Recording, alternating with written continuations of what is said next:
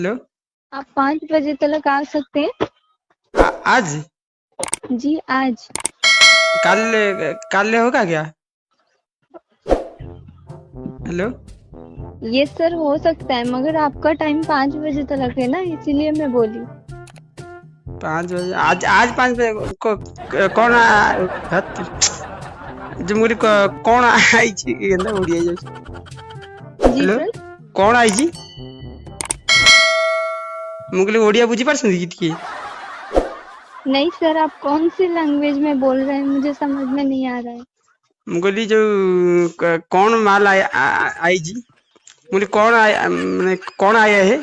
आपका मोटर गाड़ी आया हुआ है, आपको ही आना पड़ेगा। कौन आई तो कौन नहीं? मिछ बता कड़े आप झूठ झूठ बात करेंगे। हम ऑटो खर्च कर जाएंगे, पुणी पुणी आप फेर के आएंगे। हेलो।